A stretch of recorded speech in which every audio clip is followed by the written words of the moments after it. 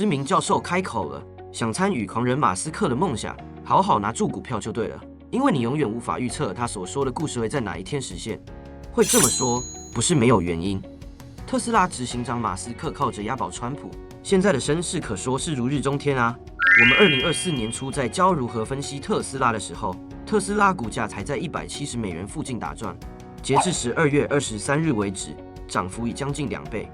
虽然短期来看，特斯拉不按逻辑暴涨暴跌的股性，让投资人难以预测，就像我们永远想不到马斯克下一刻会爆出什么狂言狂语，或是惊掉你下巴的举动。但是长期来看，马斯克真的一步步在实现自己的愿景。怪不得教授会说，你无法预测特斯拉，你唯一能做的就是坚持参与到最后，看最后这个王国会成长成到多大。说起马斯克的惊人之举，他今年居然直接画生钢铁川粉，破天荒帮川普站台。到底马斯克在谋划什么？而且明明马斯克护驾有功，帮助川普夺回总统宝座，川普居然想要取消电动车补贴，这2位狂人葫芦里到底在卖什么药？这一切我们都会在今天的影片中解答。大家好，我是麦门，这里是分享如何投资全球各大股市，不盯盘、不短冲，只赚大波段的频道。对了，你知道特斯拉不只是一家电动车公司吗？如果你以为它只是卖电动车的，那你可能要考虑一下要不要卖掉特斯拉股票了。马斯克为何支持川普？马斯克虽然狂，但政治不分一直以来给人的印象都是古怪的科技天才，游走在政治活动边缘。他却在这次的美国总统大选完全表态支持川普，甚至10月5日时还把自己的站台处女秀献给川普。按理来说，不太会有企业家这么做，要么就和马斯克过去的做法一样，对政治几乎不闻不问，要么就是举办贵死人的募款晚宴，再不然就是双边押宝，谁当选都不至于吃亏，这很合理吧？毕竟身为一个商人，什么都能吃，就是不吃亏。那到底为何马斯克会这样一反常态？川普如果没赢，马斯克不就完了吗？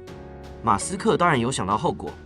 因为马斯克在接受福斯新闻网的保守派明星主播卡森访问时就说了，因为自己经常诋毁贺锦丽，如果贺锦丽在11月大选击败川普，支持川普的他就要去蹲苦牢了，自己就完蛋了。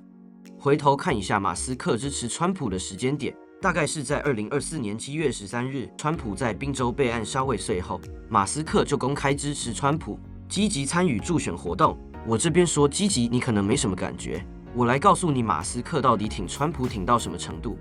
除了前面提到的把第一次站台给了川普，还有帮川普诋毁贺锦丽以外， BBC 传出马斯克还特别把一位曾经在 SpaceX、X 公司和交通公司 Boring Company 工作过的重要副手史蒂夫·戴维斯调来帮川普做助选工作。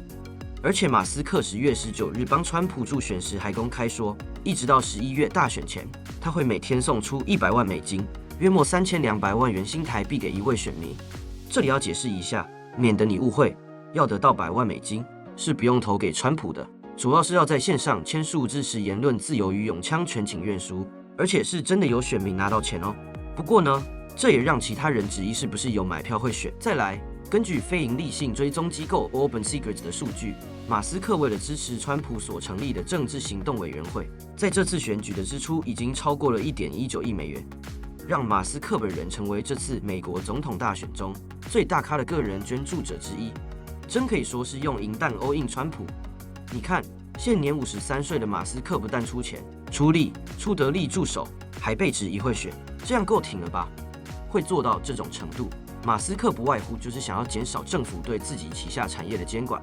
这对马斯克有什么好处？打个比方吧，有一个条款叫做自驾车事故通报条款，这项条款要求自驾车制造商要向政府报告每一起自驾车事故，对自驾车发展大大不利。因为特斯拉一直是美国国家公路交通安全管理局的主要调查对象，特斯拉在公路交通安全管理局记录的自驾车事故数量已经超过1500件，是所有车厂中最高的。虽然这些自驾车事故大多只是小范围的碰撞，但还是会影响大家对特斯拉自驾车的看法。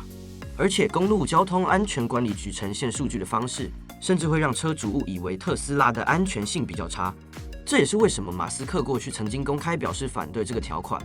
如果川普成功废除这个条款，就会大幅度的削弱政府在自驾车事故的调查能力，降低自驾车监管的难度。对于以自驾车技术为主打的特斯拉来说，除了会减少监管上的压力外，也可以降低负面印象，加快把新技术商业化的速度，进一步巩固在市场上的竞争优势。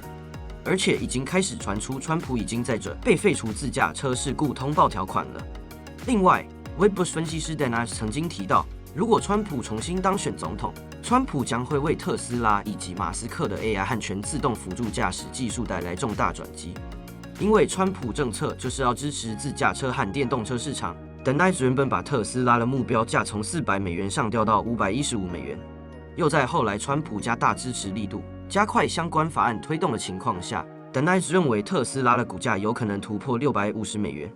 Dan Ives 还提到，特斯拉计划在2026年推出的 Cybercab， 也就是 Robotaxi， 随着自驾技术的成熟，这款无人驾驶的计程车将会帮特斯拉赚到翻掉。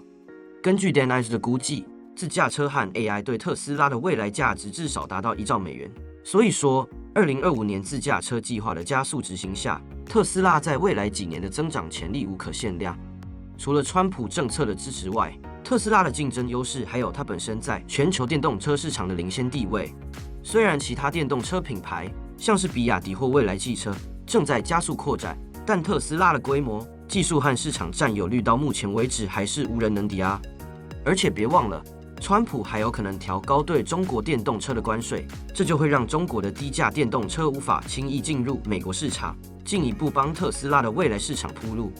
马斯克会支持川普，除了对特斯拉是非常大的利多外，作为 SpaceX 的 CEO， 马斯克目前已经掌握美国政府多个价值数十亿美元的合约，例如 SpaceX 和 NASA 的合作。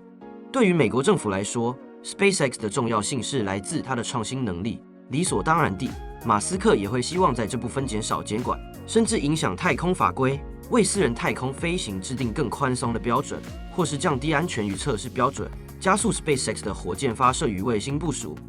另外，马斯克也预期川普可以简化美国食品药物管理局审批程序，以加快旗下公司 Neuralink 脑植入技术的人体测试。川普居然取消电动车补贴。目前看来，马斯克和川普这两个狂人就像换铁兄弟一样，生死与共，只差没有一条内裤两个人穿了。那为什么川普又要取消电动车补贴？这难道不会害到特斯拉吗？事实上，川普完全不看好电动车市场，所以他把这些补助称为绿色骗局，要取消这些税收优惠。根据美国经济学家的研究指出，如果目前的电动车补助被取消，电动车的需求将减少27%，意思就是美国电动车的年销量可能从120万辆左右降至90万辆以下。这个变化当然会对于电动车的普及以及美国在全球电动车市场的竞争力造成冲击。所以市场上也真的有资本公司悲观地认为，川普这个举动会影响特斯拉。他们的想法是，以前美国政府会帮购买电动车的车主提供高达$7500的联邦税抵免，虽然这些钱很多都流向了通用、福特等传统车厂，但还是会影响到车主购买电动车的意愿。特斯拉要想保持成长，就必须压低价格或推出更低价的车款，但这又会进一步压缩利润空间。而且，特斯拉市场占有率已经超过50%，在市场整体萎缩的情况下，特斯拉的销量也不太可能翻倍成长，就会很难支持特斯拉的高股价。但真的是这样吗？先说结论，特斯拉可以说已经适应了无补贴的市场环境，所以受取消购车补贴政策影响程度相对较小。因为要获得补助资格，电动车就必须要在北美制造。假设你的零件有任何来自中国，或是来自其他可能会对美国造成经济威胁的地区，那你就只有资格获得联邦补助的一半。所以在美国销售了75款电动车，大多数都没有资格获得全额补助。题外话，这个补助有个漏洞，如果你是以长期租赁的方式使用电动车，那你一样可以在租赁的总价上省下$7500。所以在2022年8月，拜登政府正式减少非北美零件商的补助后，长期租赁车的租约数量立即飙升。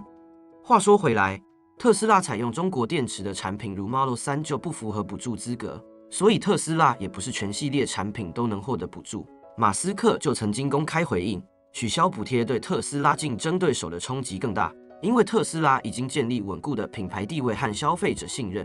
所以说，就算短期内政策转向有可能带来市场的情绪波动，但对特斯拉的影响不大。特斯拉不只是一家电动车公司，在特斯拉股价创新高的时间点，市场对特斯拉的认知开始产生分歧。有些人还是认为特斯拉只是个电动车制造商，眼下的估值已脱离基本面，另一派认为，特斯拉是颠覆未来交通模式的科技巨头，尤其是在自动驾驶与无人计程车领域的布局，会改变市场的游戏规则。不管怎么样，你肯定是要先清楚自己的认知，你才知道怎么做投资决策，对吧？所以接下来我们就来讨论3种对特斯拉的看法。第一种，认为特斯拉只是电动车公司。这波股价大涨之前，很多人包括某些分析师认为特斯拉只是一间电动车公司。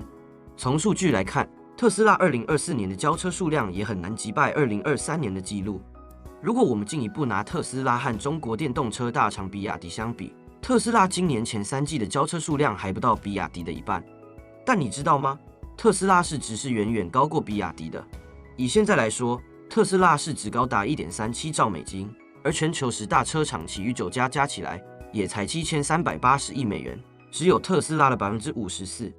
如果特斯拉只是电动车公司，那么这样的估值是不是太夸张了？特斯拉交车数量明明输给比亚迪，这根本是被炒作过头了吧？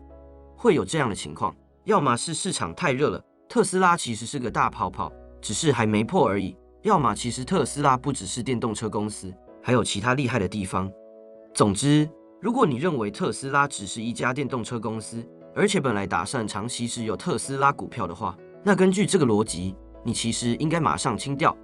第二种，认为特斯拉是全自动驾驶公司，这应该是比较多人认为的想法，也就是市场共识是属于第二种。除了前面提到川普胜选应该会移除不利特斯拉的条款，还有其他3个自驾的利多。第一个是首席工程师揭秘了无人自驾计程车 Cybercab 的零件数只有 Model 3一半，成本大幅降低。双座设计是锁定2人以下乘车市场，所以放置行李的空间也很足够。第二个是全自动驾驶系统 FSD V13 更新上线后，使用者的好评不断。有车主在推特发布影片，他的 Model Y 在发动后，居然会自动开在雪地与泥泞道路上，完成穿越交叉路口和停车场全程驾驶，而且还自动停车。第三个是特斯拉平价车预计在2025年上半年问世。虽然这个平价车款的代号是不是 Model Q 似乎还有争议，但特斯拉预估这个新车款会让电动车销量在未来1年增加 20% 到 30%。第二种对特斯拉的看法，也让它一路从300多块喷到479块。马斯克的身价更来到人类史上前所未见的4600亿美元。但别忘了，这只是市场对特斯拉的第二种看法而已。第二种股价都喷成这样了，第三种呢？第三种认为特斯拉是电动车、自动驾驶再加上 AI 机器人公司。马斯克曾在今年10月底的未来投资倡议上说，预计将在2027年开始量产 AI 人形机器人，到了2040年，世界上将有至少100亿台人形机器人，每台价格介于2万至2.5万美元。所以当我在2024年初在教粉丝们分析特斯拉的时候，最看重的就是未来的 AI 机器人量产，完全不是因为电动车而看好特斯拉。今年年初的这个教学时间点，甚至比今年10月马斯克公开宣布的时间还早了半年。投资就是要这样，提早看到一个全新的爆发机会，一辈子做对几件大事，人生就完全不一样了。你要知道，消息的发布永远会比真实情况慢很多拍。媒体、投资群组各说各的话，都在干扰你的判断。那该如何在消息公布前就能从 K 线图察觉到背后的不单纯呢？其实各行各业都一样，当你进到一家公司上班，想必你会希望遇到靠谱的前辈带领你，让你更快上手，免得连试用期都过不了。那么找到一个可以协助你的人就是你的首要任务。如果找不到带你的人，至少你也要有工具可以辅助你。如果你无法从 K 线图中看出主力背后的意图，那要不就找个人学习，不然就找个工具辅助。稍后把特斯拉的后续讲完以后，你可以在资讯栏里找到台指波段软体免费试用的连结。当你踏入波段投资的第一步时，让超直觉软体给你满满的安全感。回到马斯克干大事的想法，如果真的实现机器人量产，我们把100亿台人形机器人乘上价格中间值22500美元，那就会得到225兆美元的产值。而特斯拉当前市值为 1.49 兆，如果加上这人形机器人的225兆，特斯拉市值就会一举喷到 226.49 兆美金，超越苹果成为全球市值第一。如果我们再进一步想象，等实现人形机器人的愿景后， AI 技术到那时想必已经达到难以想象的境界。特斯拉光是使用者订阅 AI 的费用，可能又是另一笔庞大营收。所以再强调一次，重点不是电动车，是 AI 机器人，一个能够改变世界的新玩意儿。我要告诉你的是，你的认知会决定你的投资决策，也就是说，认知会决定你要买下哪档公司的股票，会决定你在哪个点位卖出，靠这档股票赚进多少钱。当然，投资决策不是这简单几句话就能参透的。如果你对于某个经济议题、某个投资商品或是某家产业有兴趣，都欢迎留言给我们，我们将会为大家整理出重要资讯，连带融入基本面、筹码面跟技术分析，一起来挖掘具有长期波段潜力的投资标的哦。当你希望达到财富自由时，身边能有人和你一起去游山玩水，提升生活品质。别忘了把影片分享给他，一起往财富自由迈进，这样你自由且不孤单。辛苦可以一阵子，而不该是一辈子不盯盘不短冲，只做趋势盘。这是我的理念。如果你认同，请记得订阅和开启小铃铛，就可以收到最新的影片哦。我是麦门，我们下次见。